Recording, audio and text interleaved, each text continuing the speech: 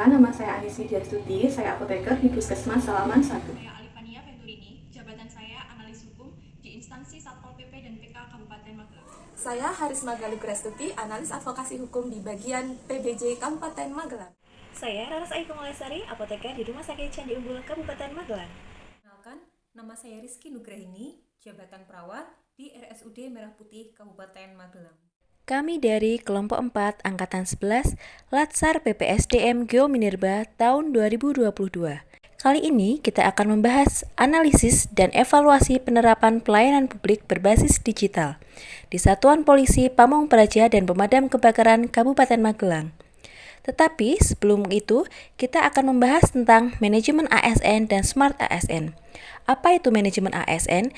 Manajemen ASN yaitu pengelolaan aparatur sipil negara untuk menghasilkan pegawai ASN yang profesional, memiliki nilai dasar, memiliki etika profesi, bebas dari intervensi politik, dan bersih dari praktik KKN. Peran dan fungsi ASN. Yang pertama, pelaksana kebijakan publik, yaitu melaksanakan kebijakan yang dibuat oleh pejabat pembina kepegawaian sesuai dengan ketentuan perundang-undangan. Yang kedua, sebagai pelayan publik, yaitu memberikan pelayanan publik yang profesional dan berkualitas. Yang ketiga, sebagai perekat dan pemersatu bangsa, yaitu mempererat persatuan dan kesatuan Negara Kesatuan Republik Indonesia. Kedudukan ASN berdasarkan Undang-Undang Nomor 5 Tahun 2014. ASN terdiri dari PNS dan PPPK. PNS yaitu warga negara Indonesia yang memenuhi syarat tertentu diangkat sebagai pegawai ASN secara tetap oleh pejabat pembina kepegawaian untuk menduduki jabatan pemerintahan dan memiliki nomor induk pegawai secara nasional. PPPK yaitu warga negara Indonesia yang memenuhi syarat tertentu yang diangkat oleh pejabat pembina kepegawaian berdasarkan perjanjian kerja sesuai dengan kebutuhan instansi pemerintah untuk jangka waktu tertentu dalam rangka melaksanakan tugas pemerintahan. Poin-poin dalam manajemen ASN. Yang pertama, penyusunan dan penetapan kebutuhan, pengadaan, pangkat dan jabatan, pengembangan karir, pola karir, promosi, mutasi, penilaian kinerja, penggajian dan tunjangan, penghargaan, jaminan hari tua dan jaminan pensiun, disiplin, dan perlindungan. Kali ini kita masuk dalam pengertian sistem merit, yaitu kebijakan dan manajemen ASN yang berdasarkan pada kualifikasi, kompetensi, dan kinerja secara adil dan wajar, dengan tanpa membedakan latar belakang politik, ras, warna, kulit, agama, asal-usul, jenis kelamin, status pernikahan, umur, atau kondisi kecacatan. Masuk dalam Smart ASN. Untuk menjadi Smart ASN, kita harus memiliki dan menguasai media digital yang bertanggung jawab. Pemerintah ingin membangun Indonesia Digital Nation yang bermartabat, berkeadilan, dan berdaya saing, yaitu pemerintahan digital, masyarakat digital, dan ekonomi digital. Literasi digital. Literasi digital menurut UNESCO adalah kemampuan untuk mengakses, mengelola, memahami, mengintegrasikan, mengkomunikasikan, mengevaluasi, dan menciptakan informasi secara aman dan tepat melalui teknologi digital untuk pekerjaan yang layak, dan kewirausahaan. Kerangka kerja literasi digital untuk kurikulum terdiri dari 4, yaitu digital skill, kemampuan mengetahui, memahami, dan menggunakan perangkat keras dan piranti lunak TIK, serta sistem operasi digital dalam kehidupan sehari-hari. Yang kedua, digital culture, yaitu kemampuan membaca, menguraikan, membiasakan, memeriksa, dan membangun wawasan kebangsaan dan nilai Pancasila dan Bhinneka Tunggal Ika dalam keseharian dan digitalisasi kebudayaan melalui pemanfaatan TIK. Yang ketiga, digital ethics, yaitu kemampuan menyadari, mencontohkan, menyesuaikan diri, merasionalkan, mempertimbangkan, dan mengembangkan tata kelola etika digital dalam kehidupan sehari-hari. Dan yang terakhir adalah digital safety, yaitu kemampuan mengenali, mempolakan, menerapkan, menganalisis, menimbang, dan meningkatkan kesadaran perlindungan data pribadi dan keamanan digital dalam kehidupan sehari-hari.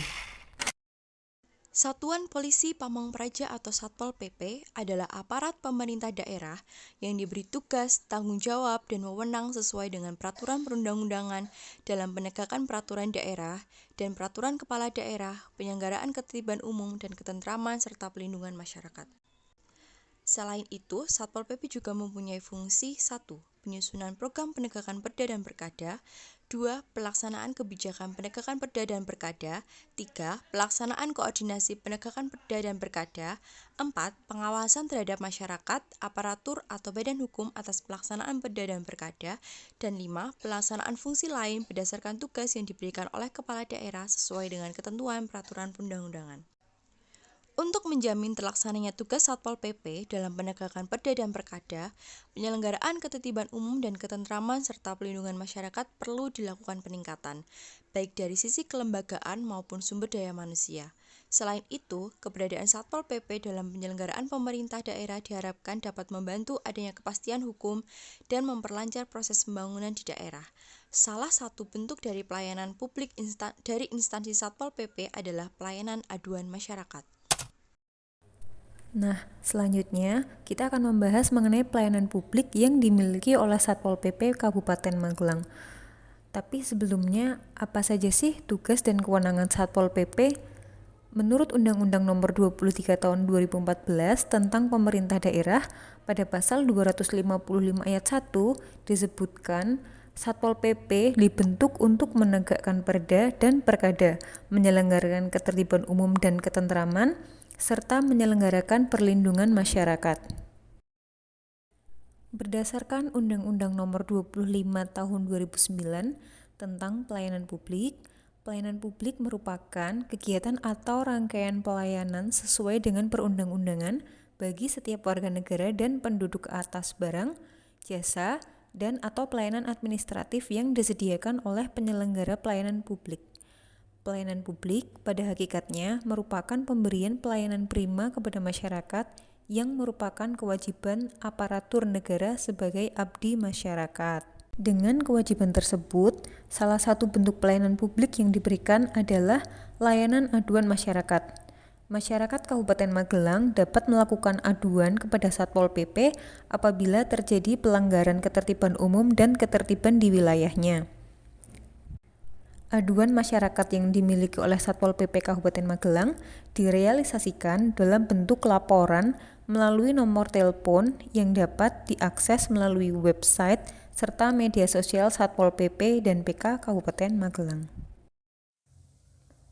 Kondisi saat ini, layanan aduan masyarakat saat ini masih terbatas pada nomor WhatsApp melalui aplikasi Lapor Gub Jateng serta masyarakat datang langsung ke kantor Satpol PP.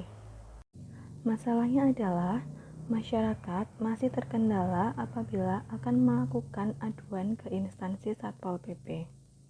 Dari pemaparan tersebut, kemudian dilakukan SWOT analisis untuk menentukan tindakan perbaikan yang bisa dilakukan.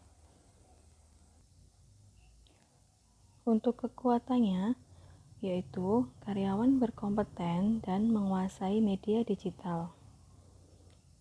Adanya upaya peningkatan dengan dibuatnya hotline khusus untuk layanan aduan masyarakat. Maka diharapkan aduan masyarakat lebih cepat ditangani.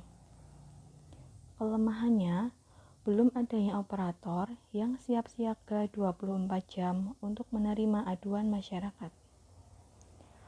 Peluang yang ada adalah adanya kemajuan teknologi yang sangat pesat, dan sebagian besar masyarakat Magelang sudah memiliki handphone yang dapat melakukan panggilan telepon. Untuk ancamannya, yaitu belum ada hotline Satpol PP, sehingga perlu dilakukannya sosialisasi. Jika sosialisasi kurang maksimal, maka upaya ini tidak akan berhasil. Dari analisis yang telah dilakukan tersebut, kemudian ditetapkan tahap-tahap perbaikan.